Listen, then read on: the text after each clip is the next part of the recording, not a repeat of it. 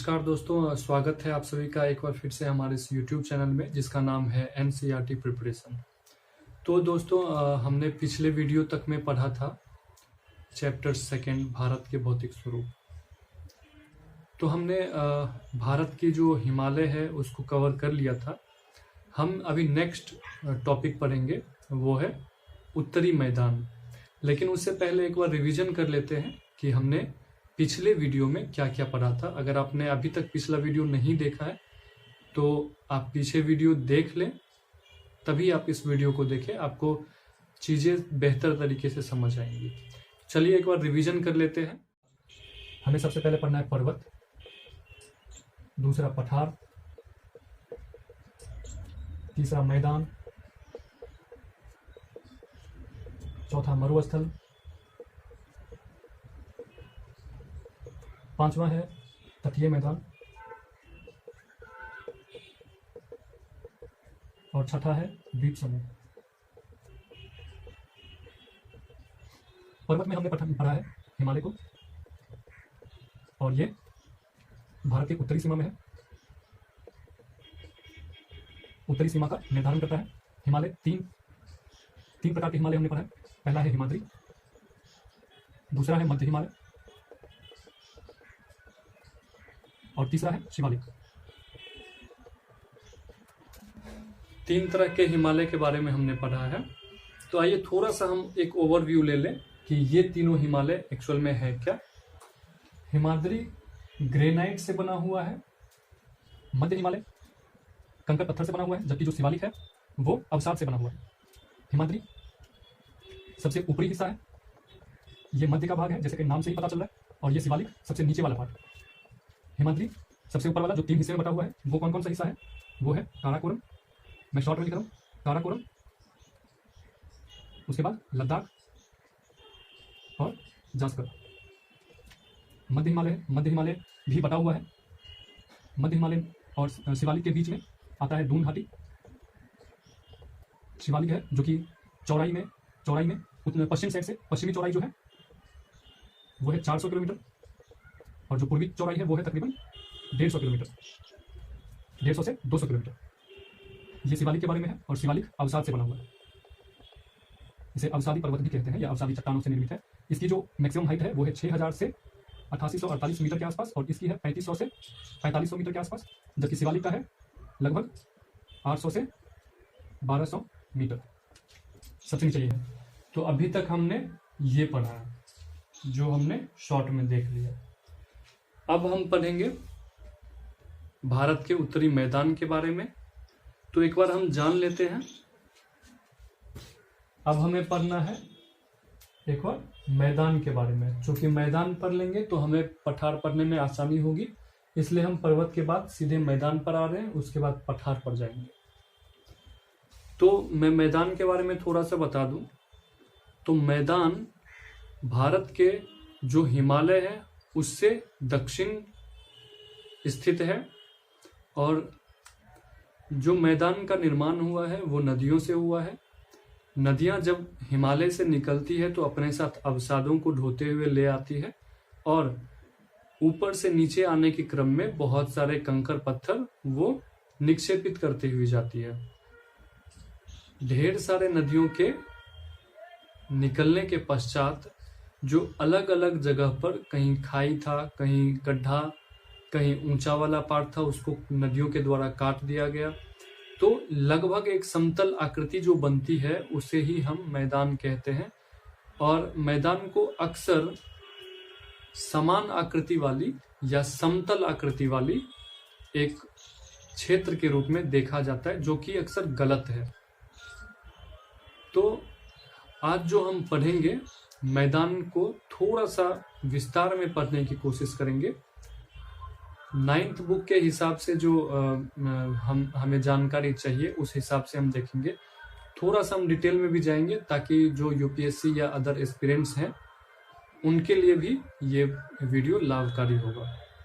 तो दोस्तों सबसे पहले मैं बता दूं कि जो मैदान है, मैदान को समतल आकृति वाली भूमि के रूप में देखा जाता है, जो कि बिल्कुल गलत है। विभिन्न आकृतियों वाले भी होते हैं मैदान, अलग अलग जगह पर मैदान के अलग अलग रूप मिलते हैं।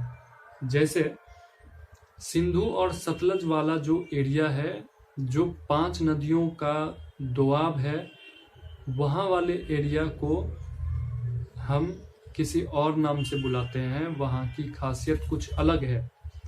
जबकि गंगा नदी और यमुना नदी का जो दोआब है वो अलग है।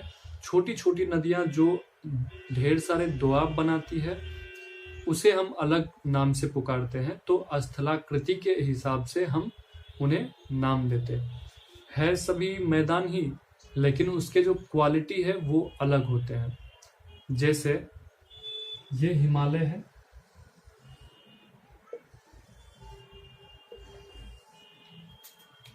ये हिमालय है। ये वाला जो एरिया है ये पंजाब वाला एरिया है।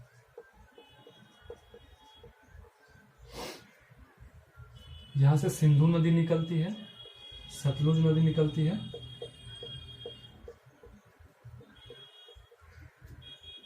और ये है सतलुज। तो सिंधु और सतलुज वाली जो नदी है, इस दोनों के बीच में जो दोआब आता है वो है पंजाब। तो एक उपवर्ग ये है। दूसरा उपवर्ग है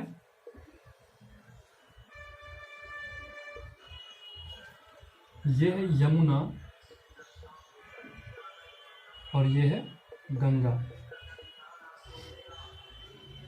तो एक दोआब ये भी है, तो इसे बोला जाता है गंगा यमुना दोआब। गंगा यमुना दोआब। एक ये वाला क्षेत्र हो गया जो मिर्ल का क्षेत्र है। ये तीसरा दोआब है ब्रह्मपुत्र, और यहां से तीस्ता नदी।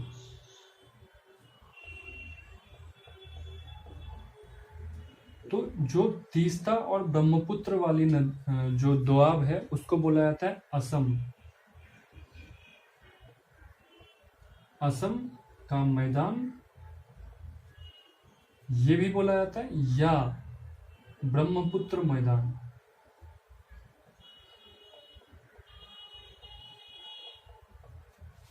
ये भी बोला जाता है।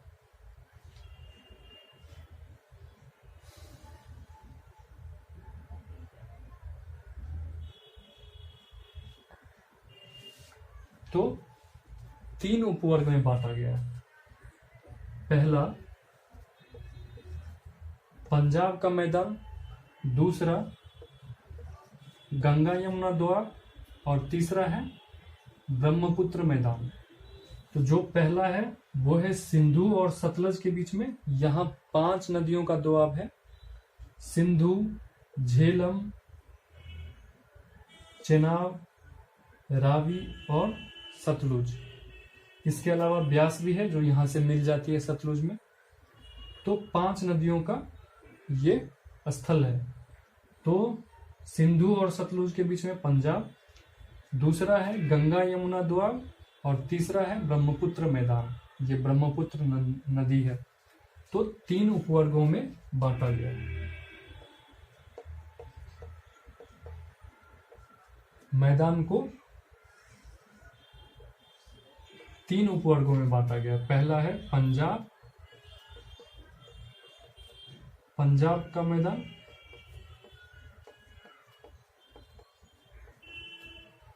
दूसरा है गंगा यमुना दोआब, और तीसरा है ब्रह्मपुत्र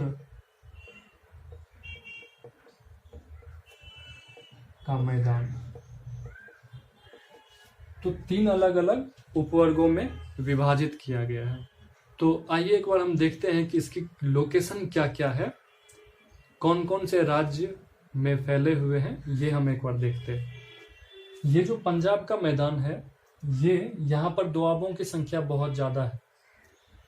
चूंकि यहाँ पर 5 नदियां हैं, जिनके दोआब बहुत ज़्यादा हैं, यानी दो नदियों के बीच का जो स्थल है, यहाँ पर सबसे ज़्यादा दोआब है।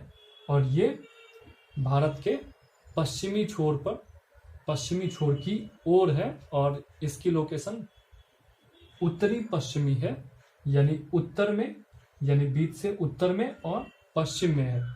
तो पंजाब का जो मैदान है वो उत्तरी पश्चिमी इलाके में पड़ता है, और इसमें सबसे ज्यादा दोआब है। जो पंजाब वाला इलाका है उसका मैक्सिमम पार्ट अभी पाकिस्तान में है, तो इसका बहुत बड़ा भाग पाकिस्तान में है। ठीक। दूसरा है गंगा यमुना दोआब, जो कि उत्तराखंड, यूपी, दिल्ली, हरियाणा, बिहार, झारखंड, कुछ भाग झारखंड का, उसके बाद आगे चलकर पश्चिम बंगाल। ठीक है। तो पश्चिम बंगाल होते हुए ये नीचे बंगाल की खाड़ी में जो गंगा प्रवाहित होती है, तो जहां जहां से बहती है उस पूरे क्षेत्र में ये फैला हुआ है ये मैदान।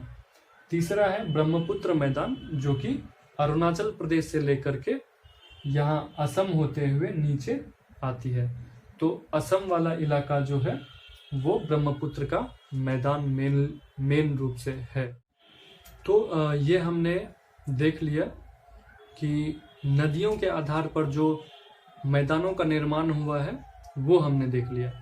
अब हम देखते हैं कि आकृति के आधार पर मैदान की जो विशेषताएं हैं हम एक बार उसे भी देख लेते हैं, ताकि हमें डिफरेंशिएट करने में एक दूसरे को दिक्कत ना हो।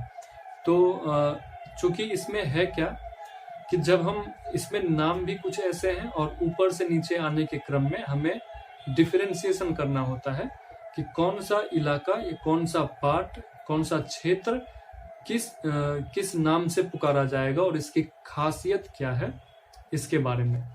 तो जो हिमालय के जस्ट नीचे वाला पार्ट है, यानी हिमालय के बगल में 8 से 12 किलोमीटर का पार्ट है, वो कंकर पत्थर वाला पार्ट है। ठीक है। तो हमने ये देख लिया कि नदियों के बीच का जो स्थल है, जो मैदान है, उसे हम कैसे पहचानेंगे या उसे हम क्या कहते हैं। चूंकि जो मैदान होता है हर जगह पर समतल आकृति वाला नहीं होता, इसलिए आकृति के आधार पर हम एक बार देख लेते हैं कि मैदान कैसे कैसे होते हैं। अलग अलग मैदान, उसकी विशेषताएं क्या क्या है, उसकी क्या क्या विशेषताएं हैं, वो हम एक बार देख लेते हैं। तो नदी जब ऊपर से नीचे आती है तो उसकी रफ्तार बहुत ज्यादा होती है, साथ में अपने साथ बहुत सारे कंकर पत्थर को ढोते हुए आती है। जब मैदान में उतरती है तो शिवालिक से लगभग 8 से लगभग 16 किलोमीटर, 8 से 16 किलोमीटर के बीच में जब रफ्तार थोड़ी सी धीमी होती है तो जो मोटे कण होते हैं, मोटे मोटे अवसाद होते हैं, जिसे वो यहाँ पर वो निक्षेपित कर देते हैं। तो जो बड़े बड़े कंकर पत्थर हैं वो एक चौड़ी पट्टी में, क्योंकि यहाँ पर बहुत तीव्र मात्रा में आती है, और चौड़ी पट्टी में वो निक्षेपित करते हुए जाते हैं। इन्हें हम गुटिका भी बोलते हैं। तो गुटिकाओं का निर्माण करती है या गुटिकाओं को निक्षेपित करती है, तो इसको हम बोलते हैं भावर। ठीक है। इसके बाद दूसरा है, जब थोड़ा सा और आगे चलते हैं तो ये मुड़ते हैं, किसी भी तरफ अगर ये मुड़ते हैं, ये 8 से 16 किलोमीटर के बीच में। उसके बाद इसमें इन गुटिकाओं में नदियां विलुप्त हो जाती हैं, क्योंकि इसके ऊपर से बहुत कम ही बहता है, इसके नीचे चली जाती हैं। क्योंकि ये गुटिका बड़े आकार के होते हैं तो इसके नीचे या बहुत से छोटी छोटी नदियां इसमें विलुप्त हो जाती हैं। जब ये नदियां बाहर निकलती हैं गुटिकाओं से तो वहां पर दलदली क्षेत्र होता है, दलदली क्षेत्र। और वहां जो मिट्टी होती है, दलदली क्षेत्र, और यहाँ पर वो नदियां पुनः निकल जाती हैं, इसलिए यहाँ पर दलदली क्षेत्र होता है। यहाँ पर दलदली क्षेत्र है इसलिए यहाँ पर वृक्ष बहुत ज्यादा मात्रा में होंगे।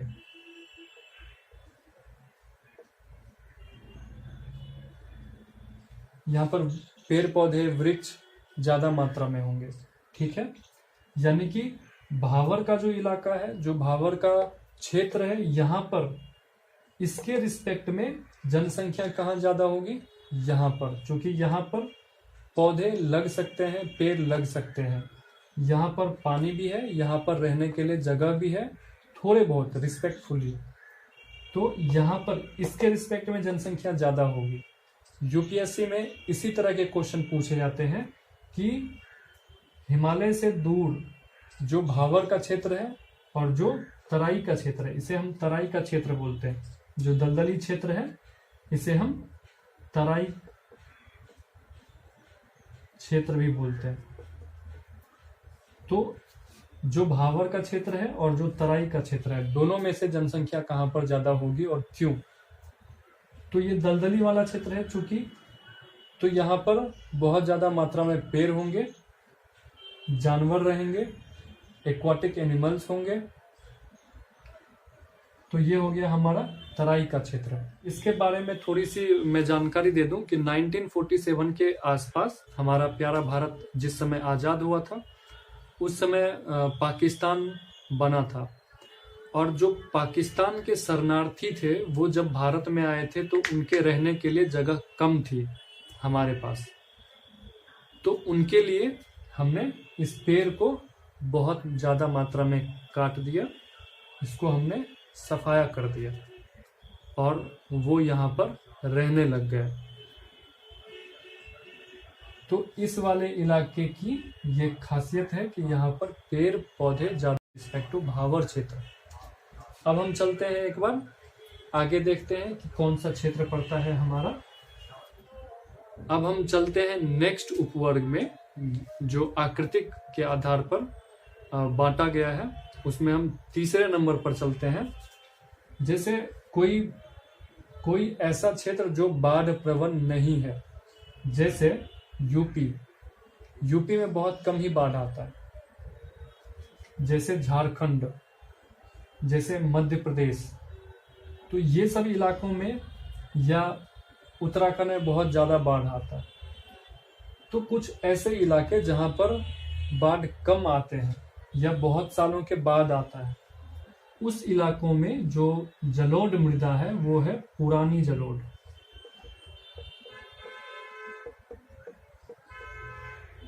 उस पुरानी जलोढ़ को हम नाम देते हैं भांगर का। और कुछ ऐसे भी जगह है जो बाढ़ प्रवण क्षेत्र कहलाते हैं, जहां पर हर साल बाढ़ आता है। तो बाढ़ अपने साथ साथ, यानी नदियां अपने साथ साथ नई मृदा लाती है, तो उस नई मृदा को हम बोलते हैं खादर। नई जलोढ़ को हम बोलते हैं खादर। तो ये चार, इससे पहले वाला जो हमने पढ़ा वो है भावर और तराई।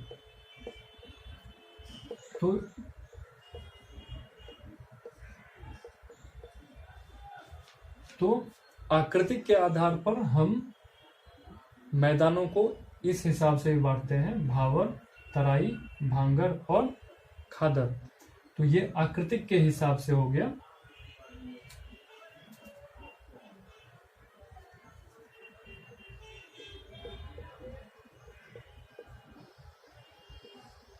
तो ये आकृतिक के हिसाब से ये हो गया।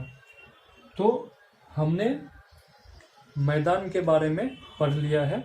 अब एक बार हम ऐसे देख लेते हैं कि मैदान के बारे में टोटल देख लेते हैं। तो मैदान के 3 उपवर्ग हैं, पंजाब का मैदान, गंगा का मैदान और ब्रह्मपुत्र का मैदान। इसके अलावा आकृतिक विभाजन भी किया जाता है मैदान का। खादर नई जलोढ़ है, जबकि जो भांगर है वो पुरानी जलोढ़ है।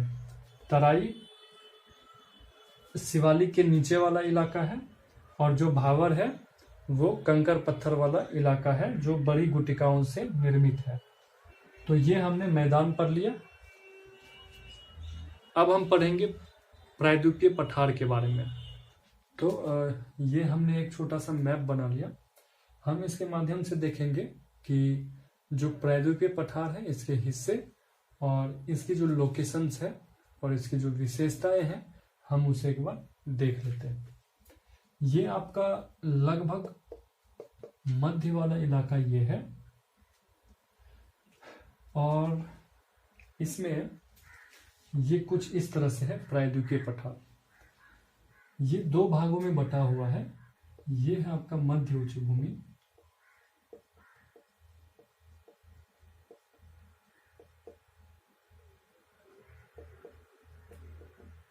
और आपका ये वाला जो इलाका है ये है आपका दक्कन का पठार।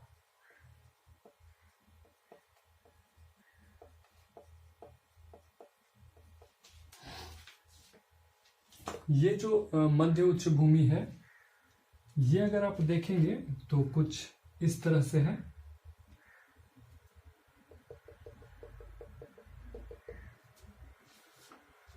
ये पश्चिम में कुछ ज्यादा चौड़ा है और पूर्व में संकरा होता गया है, संकीर्ण होता गया है।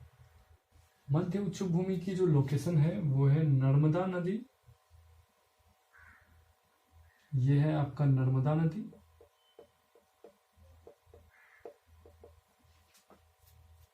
नर्मदा नदी के उत्तर में, और ये पश्चिम में अरावली है। अरावली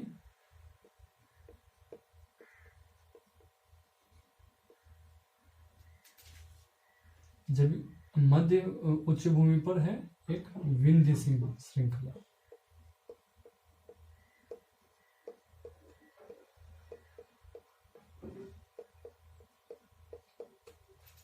यहाँ आपको विंध्य श्रृंखला है। विंध्य श्रृंखला के इधर दक्षिण आपको सतपुरा रेंज है।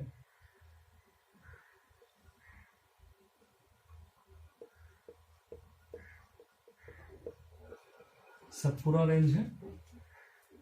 विंध्य श्रृंखला के दक्षिण में सतपुरा रेंज है, और उत्तर पश्चिम की ओर से अरावली यहाँ पर राजस्थान में मिली हुई है। ये बना हुआ है आग्नेय और रूपांतरित चट्टानों से। ये गोंडवाना लैंड का पार्ट था, और इससे जो निकलने वाली नदियां हैं वो है कुछ सोन,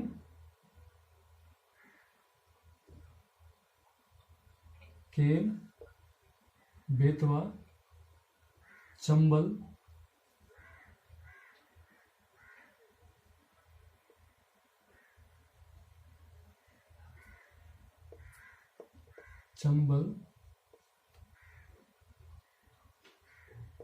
सोन, केन, बेतवा, इस तरह से है। ठीक है, तो ये आपको मध्य उच्च भूमि का एक ओवरव्यू हो गया। तो इस प्रकार ये जो नदियां हैं ये उत्तर पूर्व की ओर जाती है। आपको दिख रहा होगा यहाँ से उत्तर पूर्व की ओर जाती है। तो यानी कि ये वाला दक्षिण वाला जो ढाल है वो ऊंचा होगा, और जो ये उत्तर वाला जो हिस्सा है वो अपेक्षाकृत नीचे होगा। इसलिए ढाल इस तरफ है, ढाल उत्तर की ओर है। ये जो दक्कन का पठार भूभाग है ये त्रिभुजाकार आकृति वाला है, और ये नर्मदा के दक्षिण में स्थित है। इसके उत्तरी छोर पर आप देख पा रहे हैं सतपुरा रेंजेज है। सतपुरा रेंजेज के अगर हम आगे की बात करें तो इसमें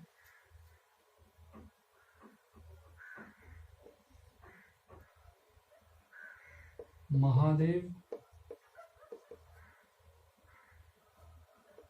कैमूर और मैकाल श्रेणी। कैमूर, ये जो कैमूर की पहाड़ियां हैं, ये आपने कैमूर बिहार में भी एक जिला है। ये कैमूर की जो पहाड़ियां हैं ये बिहार तक जाती है, इसलिए बिहार में एक आपने जिला का नाम सुना है कैमूर। उस जिला का नाम इसलिए पड़ा है क्योंकि यहाँ पर कैमूर की पहाड़ियां स्थित है। इसके अलावा आपको मैकाल श्रेणी है, मैकाल श्रेणी है। ये जो दक्कन का पठार है, इसी पठार का पूर्वी वाला हिस्सा भी है जो आपको मेघालय में देखने को मिलेगी। उत्तर पूर्व वाला हिस्सा जो कि छोटा नागपुर पठार से अलग हो चुका है, यहां आपको मेघालय में मिलेगी। तो उत्तर में जो आपको मेघालय वाला पठार है, इसके अलावा उत्तर कचारी पठार, एंगलोंग पठार, ये कुछ पहाड़ियां हैं जो आपको इसी का हिस्सा है और आपको उत्तर में देखने को मिलती है। ये छोटा नागपुर से अलग हो चुकी है। छोटा नागपुर पठार का ही ये हिस्सा था, लेकिन वो अभी अलग हो चुकी है। और मेघालय में जो पठार है उसी का एक पार्ट है गारो खासी जयंतिया। ये 3 पहाड़ियां हैं यहाँ पर जो आपको मेघालय में देखने को मिलेंगी, और वो क्या है, गारो, खासी और जयंतिया। गारो, खासी और जयंतिया। मैं ऐसे लिख दे रहा हूं गारो, मैं यहां लिख दे रहा हूं गारो, खासी और जयंतिया।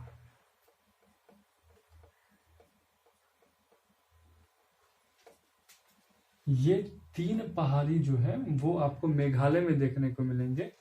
ये यहाँ पर छोटा नागपुर का पठार का हिस्सा था जो दक्कन के पठार के हिस्से में आता है, और फिलहाल छोटा भ्रंश के कारण, यहाँ पर भ्रंश के कारण ये मेघालय का पठार अभी अलग हो चुका है। अब ये जो प्रायद्वीपीय पठार है, इसके ठीक पश्चिम में पश्चिमी घाट और ठीक पूर्व में पूर्वी घाट स्थित है। ये जो पश्चिमी घाट वाला हिस्सा है,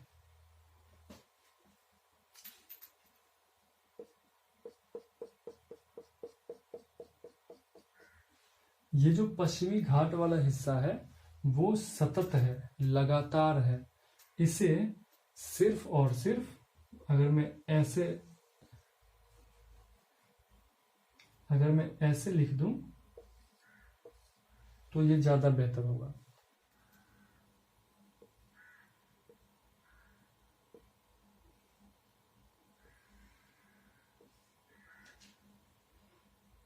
यहां पर है आपको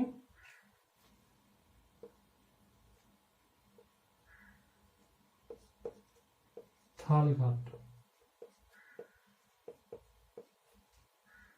यहां है आपको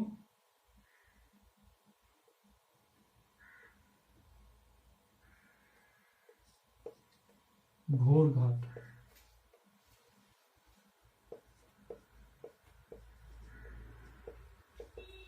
और यहां आपको जो केरल वाला हिस्सा है ये है आपको पाल घाट। ये कुछ दर्रे हैं जिन्हें ये जो पश्चिमी घाट है इसको पार करने में मदद करते हैं। तो चूंकि ये पश्चिमी घाट जो है ये सतत और लगातार है, और इन्हें पार करने के लिए हम इन्हें दर्रों की मदद से ही पार कर सकते हैं, इसलिए ये कुछ दर्रे हैं जिन्हें थाल घाट, घोर घाट जो कि मुंबई में स्थित है, और जो पाल घाट है वो आपको केरल में स्थित है। तो अब एक बार हम ये भी देख लेते हैं। ये तो हो गई बात पश्चिमी घाट की।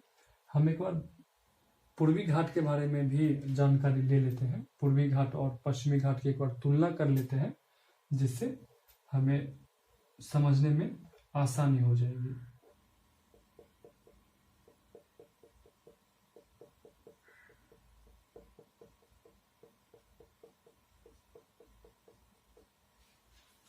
ये है आपका पूर्वी घाट और ये है आपका पश्चिमी घाट। ये इसके पश्चिम में आपको पश्चिमी घाट है और इसके पूर्व में पूर्वी घाट। ये जो पूर्वी घाट है ये कम ऊंचा है इसके रिस्पेक्ट में, पश्चिमी घाट ज्यादा ऊंचा है। ऐसा क्यों है? क्योंकि इसकी जो ऊंचाई है, ये पूर्वी घाट की जो ऊंचाई है, औसत ऊंचाई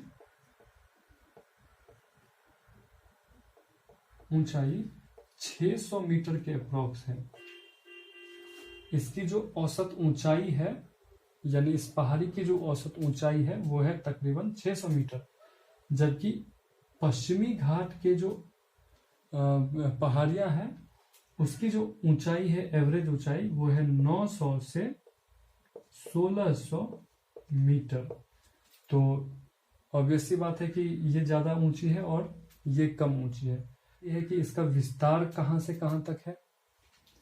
तो ये जो यहाँ पूर्व में महानदी है जो आपको उड़ीसा में है, ये जो महानदी घाटी है यहां से स्टार्ट होकर दक्षिण में नीलगिरी पर्वत तक जाती है। नीलगिरी पर्वत तक आपको पूर्वी घाट का विस्तार मिलेगा, महानदी से नीलगिरी पर्वत तक। अब इसकी जो विस्तार है महानदी से नीलगिरी तक, वो नियमित नहीं है, वो अनियमित है। क्योंकि ये वाली जो ढाल है वो ज्यादा ऊंची है इसके रिस्पेक्ट में, तो यहां से ढेर सारी नदियां हैं जो बे ऑफ बंगाल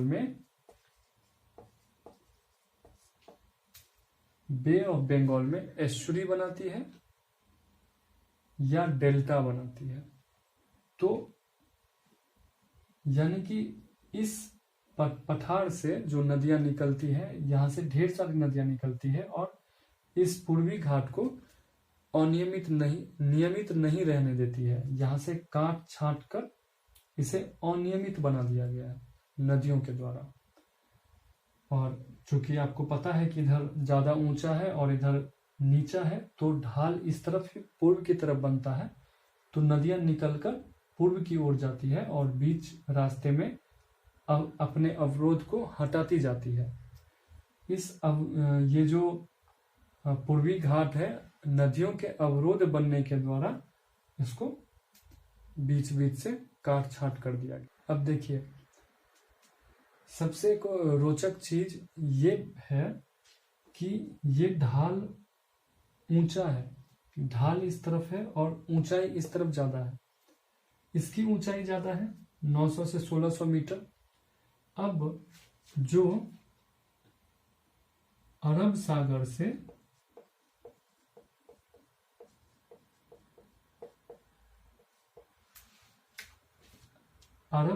से जो आर्द्र हवाएं उठती है, इससे टकराकर ये जो पश्चिमी घाट है इससे टकराकर ऊपर उठती है, तो यहां पर ये वर्षा करती है।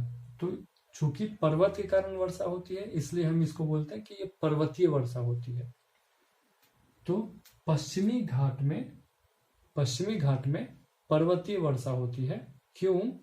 क्योंकि अरब सागर से जो गर्म हवाएं उठती है अपने साथ बहुत सारा नमी को लिए रहती है और इस पर्वत से टकराकर ऊपर उठने के माध्यम से ऊपर उठकर ठंडी होती है और यहाँ पर बारिश होती है।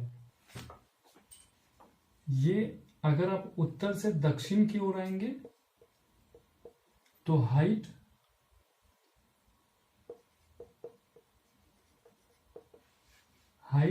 इंक्रीज होती है, यानी उत्तर से दक्षिण आने पर हाइट, पश्चिमी घाट की जो हाइट है, जो पर्वत की हाइट है, वो बढ़ती जाती है।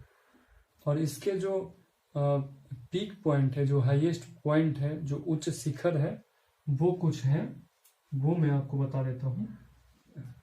और ये पश्चिमी घाट के जो उच्च शिखर है वो है अनाईमुरी, और दोदा बेटा।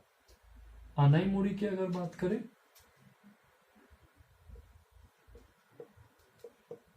अनाईमुड़ी 95 मीटर है और इसके अलावा दोदा बेटा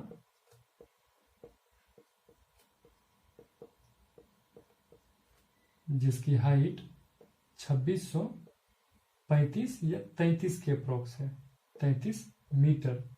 ये दो इसके, ये जो पश्चिमी घाट है इसके पीक पॉइंट है। एक है अनाईमुड़ी 2695 मीटर और दूसरा है दोदा बेटा 2633 मीटर। पूर्वी घाट के जो उच्च शिखर है वो है महेंद्रगिरी।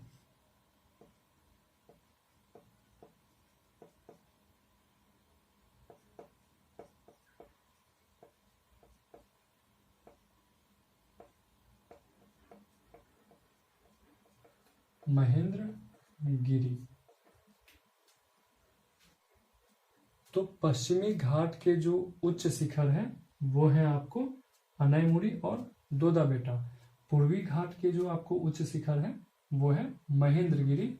ये तकरीबन 1500 मीटर ऊंचा है, ये हाईएस्ट पॉइंट है। अब ये तो आपने जान लिया। एक चीज और हम इसमें जान लेते हैं कि ये जो प्रायद्वीपीय पठार जो है इसकी एक विशेषता है, चूंकि ये आग्नेय चट्टान से बना हुआ है तो इसमें काली मिट्टी पाई जाती है, काली मृदा, जिसे दक्कन ट्रैप के नाम से भी जानते हैं।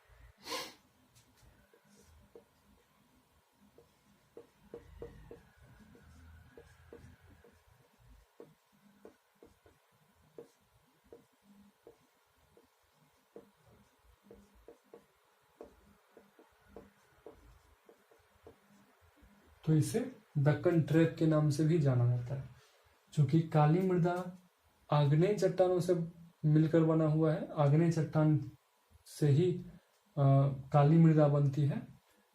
क्योंकि ये जो पहाड़ियां है ना, ये जो पठार है वो आग्नेय चट्टान से बना हुआ है। तो आग्नेय चट्टान का ही समय समय पर अपर्दन हुआ है और उस अपर्दन के पश्चात काली मृदा का निर्माण हुआ है। और ये जो अरावली पर्वत है वो गुजरात से लेकर दिल्ली तक गई हुई है, दिल्ली तक गई हुई है। हालांकि ये अब धीरे धीरे अपर्दन के पश्चात ये बहुत हाइट इसकी बहुत कम हो गई है, लेकिन अभी भी पुरानतम पहाड़ों में इसे अरावली का नाम भी दर्ज है। जिस तरह से हमने हिमालय को पढ़ा, हिमालय को हम नवीन वलित पर्वत कहते हैं, ठीक उसी तरह से अरावली को पुरानतम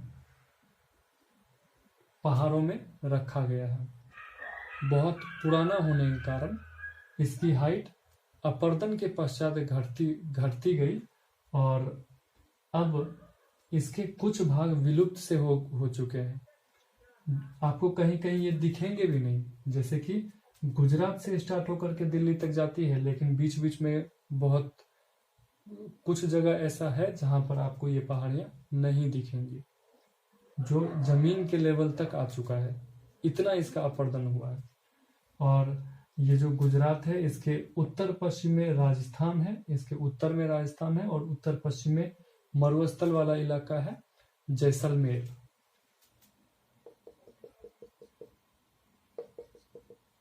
ये जो इलाका है यहाँ आपको जैसलमेर पड़ता है। जैसलमेर खास करके मरुस्थल के लिए ही जाना जाता है। तो गुजरात से स्टार्ट होकर के दिल्ली तक जाती है अरावली और ये राजस्थान के भागों से होती हुई जाती है। राजस्थान का कुछ पार्ट मरुस्थल है। खास करके अगर आप देखेंगे तो जैसलमेर वाला जो इलाका है वो आपको पूर्णतः, आंशिक नहीं, पूर्णतः, लगभग पूर्णतः आपको मरुस्थल वाला इलाका पड़ता है। चूंकि आपका जो नेक्स्ट टॉपिक है वो इसी से रिलेटेड है, मरुस्थल ही है हमारा। और हमने यहाँ पर पढ़ा भी कि अरावली के जस्ट पश्चिम में आपको मरुस्थल का इलाका है। तो मैं मरुस्थल के बारे में थोड़ा सा बता देता हूँ कि भारतीय मरुस्थल जो है अरावली पहाड़ी के पश्चिमी क्षेत्र का हिस्सा है। तो जो भारतीय मरुस्थल है वो अरावली पर्वत के दक्षिण में स्थित है। यहाँ पर आपको बड़े बड़े बालू के टीले मिलेंगे। यहाँ पर आपको बालू के टिब्बों से निर्मित मैदान है। और इस क्षेत्र की जो खास चीज है, जो खास विशेषता है, उसमें यहाँ पर जो बारिश होती है वो 150 सेंटीमीटर से भी कम बारिश होती है। आप सोच करके देखिए कि 150 सेंटीमीटर, अगर हमारे इधर 400 सेंटीमीटर से कम वर्षा होती है तो हम फसल के लिए सोचते रह जाते हैं, और यहाँ पर 150 सेंटीमीटर भी मैक्सिमम है, इससे अधिक वर्षा नहीं होती यहाँ पर। तो यहाँ पर बिल्कुल मरुस्थल ही है, यहाँ पर कोई कुछ उपज नहीं होती। यहाँ पर चूंकि यहाँ पर उपज नहीं होती इसलिए यहाँ पर कोई फसल नहीं लगाया जाता, कोई यहाँ पर पेड़ पौधे नहीं है। यहाँ होते हैं तो कटीले वन होते हैं, वन भी नहीं हम बोलेंगे, कटीली झाड़ियां हैं यहाँ पर। जैसे आपने कटैया सुना होगा, आपने कटैया सुना होगा, वो यहाँ पर मिलता है। इसके अलावा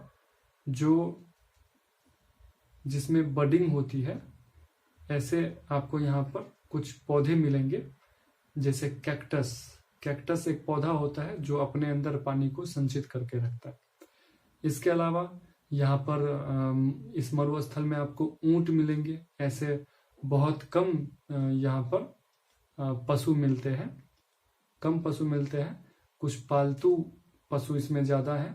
इसके अलावा यहाँ पर छिपकली वगैरह बहुत मात्रा में होते हैं। चूंकि यहाँ पर वर्षा बहुत कम होती है इसलिए वर्षा के ही समय में आपको थोड़े बहुत कुछ सरिताएं मिलेंगी, और वो भी वर्षा खत्म हो जाने के बाद ये बालू में विलीन हो जाते हैं। तो यहाँ पर सरिताएं या छोटी मोटी कोई नदी जैसा कुछ खास है नहीं।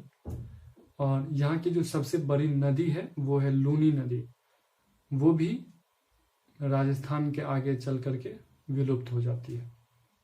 यहाँ पर जैसे मैंने बताया जैसलमेर के बारे में, तो जैसलमेर में चूंकि मरुस्थल ही है और यहाँ पर हवाओं के चलते, गर्म हवाओं के चलते यहाँ पर आंधी जैसा माहौल बना ही रहता है, कभी भी आंधी आ सकता है। और यहाँ पर बरकान बहुत अधिक देखने को मिलता है, चूंकि हवाएं बालू के टीले को, बालू को एक जगह से दूसरे जगह जाकर जमा कर देती है। तो ये अर्धवृत्ताकार या अर्धचंद्राकार टाइप में इसका शेप हो जाता है। इसी अर्धचंद्राकार बालू के टीले को हम लोग बरकान कहते हैं। अगर आप कभी जैसलमेर जाएंगे तो आप इस बरकान को, इस टीले को आप जरूर गौर करें। तो ये था हमारा आज का सेशन। आज के सेशन में हमने पढ़ा भारतीय मैदान, प्रायद्वीपीय पठार और मरुस्थल। उम्मीद है आपको समझ आया होगा, और ऐसे ही ढेर सारे वीडियोस देखने के लिए हमारे चैनल को सब्सक्राइब करें और लाइक करें।